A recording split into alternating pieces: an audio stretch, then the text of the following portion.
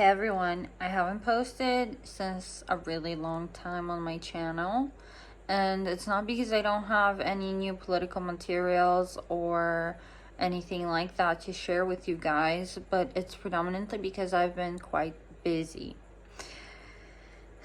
On the other hand, in this past year and a half and more, I've been struggling. I've been struggling with the Russia-Ukraine conflict, and most recently with the Palestinian territories, Hamas, Israeli conflict. There's one thing, and one thing only, that can prevent, stop, and resolve any occurring conflict all over the world, and that is the proper usage of political communication. Now, the essence of political communication surrounds the core values, usually of alliances, nations, and world. And by the world, I mean, UN, world peace, peace and development, all these goals. So we can see that for the past year and a half, 2 years, even more, for the past decade, there has definitely been a lack of adequate political communication. And thus there have been more and more occurrences of conflicts either being provoked, instigated, fueled, and not resolved. There is no picking this side or that side. Whichever side you pick, you'll feel empathy for the specific people that have incurred specific hurtful, harmful, and horrible ordeals. What you have to pick in order to make an objective analysis and conduct adequate political communication is picking neutral, that is, picking the side of peace, and enforcing peace. Not fueling war, not picking a side over another side, but enforcing an end, a ceasefire, stopping conflicts that are violent, aggressive, and warlike.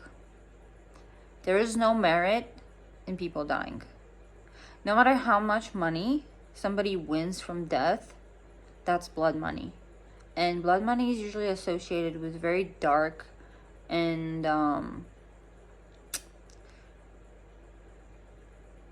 improper occurrences. By dark, I don't mean as in economics, like black, which is profit.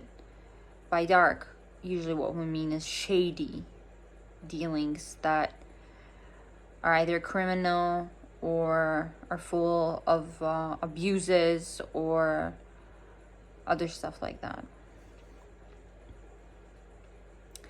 If one is acquainted with informational operations or strategic communication, with diplomacy, one will understand that as much as information is helpful, it can also be super harmful. When you say, on one hand, that was my land, now it's not yours anymore, it's mine again, you might be putting salt in the wound, is how some would say. If you say, I'm trying to protect my people, nobody has the right to harm others, in a country that doesn't defend all its citizens or all people inside it, is not a sovereign country. It's a country at a state of civil war, stuff like that. You might be right, you might be wrong.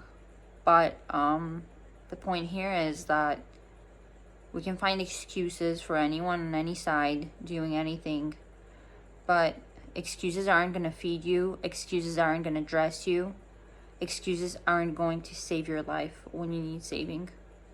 We have lost too many lives to pointless wars. And yes, I did say pointless wars, because if people are not able to adequately and peacefully resolve a conflict, then they have nonsense in their heads.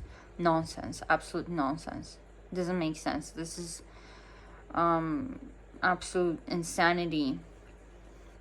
Conducting communication with people who make no sense and who can't talk to each other. We do speak the same languages. We do have translators. If you're not able to find a way to resolve something, and you are forced to use power, or you're using power to defend yourself and you're harming others, this is not humane. We have mouths, we have brains, so we should be able to distinguish between right and wrong. There should be programs installed for whatever people we find dangerous, for whatever situations that we find dangerous. There should be mechanisms. If there aren't, we should work on making such mechanisms. War is never the answer. War is a symptom and evidence of a problem. Currently, we have many problems, and many people are dying. And there's no excuse for any of the sides who are part of the conflict. This is what I wanted to say, and I hope history doesn't continue repeating itself. And I hope people can understand that the more violent you become, the more aggression you show, the more incapable of talking you are, the more that you pick fists over words, the weaker you are. There is no strength in muscle when words could provide you with the resolution. There is no strength in a death that could have been prevented. There's no strength in taking lives that should have had the opportunity for these people to live and prosper.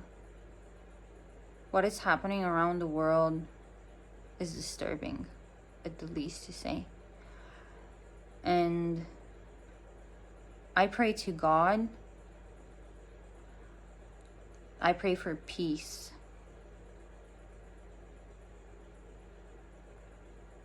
We need peace, and we need to sit down and discuss everything using deterrence.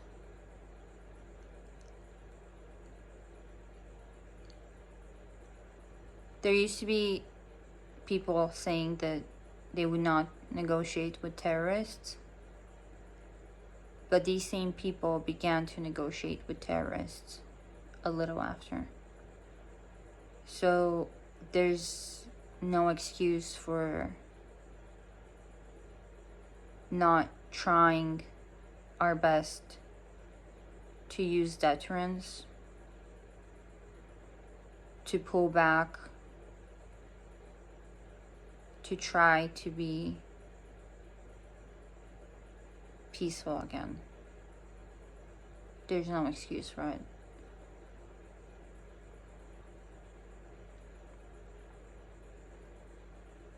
That's all I wanted to say.